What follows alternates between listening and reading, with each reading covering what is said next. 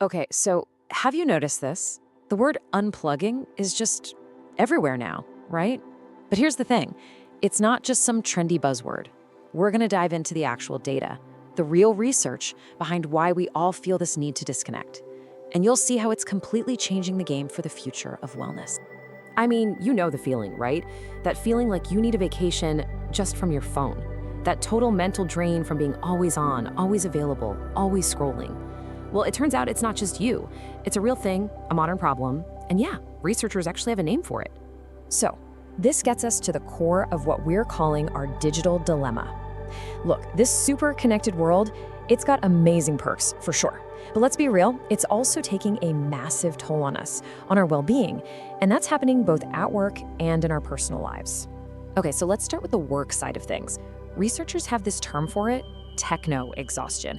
And you know exactly what this is. It's the endless stream of emails, right? The back-to-back Zoom calls, that feeling that you have to be online and productive every single second. It's a very specific kind of burnout that comes from just nonstop tech at work. And then, of course, there's the flip side, our personal lives. This is what they call SNS burnout, which is just a fancy way of saying social media burnout. It's that totally draining feeling you get from the doom scroll, that subtle pressure to, perform online, and just the constant demand for your attention and engagement. So what's the result of all this? Well, the lines between work and home have pretty much dissolved. They've just totally blurred, and we're left in this state of constant connectivity. It's 24/7.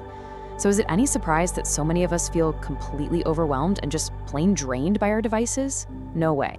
Okay, so because of all that, something really interesting is happening. A powerful counter movement is popping up, digital-free tourism. And yeah, it's pretty much exactly what it sounds like. We're talking about travel experiences specifically designed to help you disconnect. This is not just about going to a pretty place. The whole point is to intentionally, purposefully leave the digital world behind so you can actually truly recharge. But you might be wondering, how did this go from just a feeling to a whole travel movement? Well, this is where it gets super interesting. Let's look at the actual data, because the rise of the unplugged vacation, it isn't just a vibe. It is a documented, measurable trend. Wow, okay, this chart right here really tells the story. What you're seeing is the amount of academic research being done on digital-free tourism. And just look at that spike right after 2020. It's huge. I mean, the pandemic obviously threw our tech use into overdrive, right? And the response was this idea went from being kind of a niche thing to a massive cultural shift, and it happened almost overnight. And just so you know, this isn't just some casual survey. The research behind this is seriously rigorous. To really get a handle on this trend, the academics started with, get this, 675 different papers. Then they manually reviewed every single one, got rid of duplicates, and narrowed it all down to the 37 most important studies. So what we're about to talk about, it's built on a really solid scientific foundation. So after all that digging, what's the big takeaway? It's crystal clear. That need to disconnect from our tech, it's not just a passing thought anymore. It has become a major, significant driver of how and why we decide to travel. It's a real motivation now. But here's where it gets even bigger. This whole trend, it's not just about travel. It's actually a huge piece of a much larger puzzle, the evolution of what we even think of as wellness, especially when we start looking a few years down the road. So when we look ahead, the whole idea of what wellness is, it's changing. It's moving beyond just tracking data on an app. The new key pillars are things like nervous system regulation, which really is all about calming ourselves down and managing stress in this crazy, always-on world. It also includes things like getting out in nature for healing and building real, genuine connections with people. And what does a digital detox do? It hits all of those points. It's a perfect. And this quote, this just nails it. It perfectly captures the new vibe. We're done with the extreme fads and crazy protocols. The future of wellness is all about integration, about sustainability. It's about finding things that actually fit into our messy, real lives instead of trying to force our lives to fit into some perfect, rigid plan. You know, fitness is a great example of this. Think about it. The focus used to be all about aesthetics, about short-term goals. Now, it's shifting to lifelong strength and mobility. The methods are changing too, moving from isolated bicep curls to real functional movements that actually help you in your day-to-day life.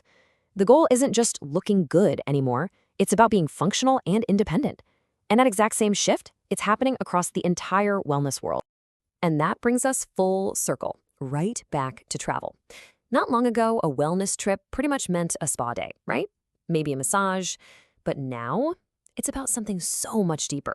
We're talking regenerative trips, getting completely immersed in nature, and, yep, there it is, digital disconnection. It's a total rethink of what it even means to travel for your health. Okay, so let's tie all these threads together. You've got all this deep academic research on one side and all these future-facing wellness trends on the other. And what's happening is they're all pointing in the same direction. They're all coming together around one simple, really powerful idea for how we can take care of ourselves in this modern world. Now, this map looks pretty complex, I know. It's showing how all those academic keywords and concepts are connected. But don't get lost in the weeds. The big takeaway is actually super simple. All of that dense, complicated research into tech and travel and wellness, that's what's behind the simple, powerful trends we're seeing in our own lives today.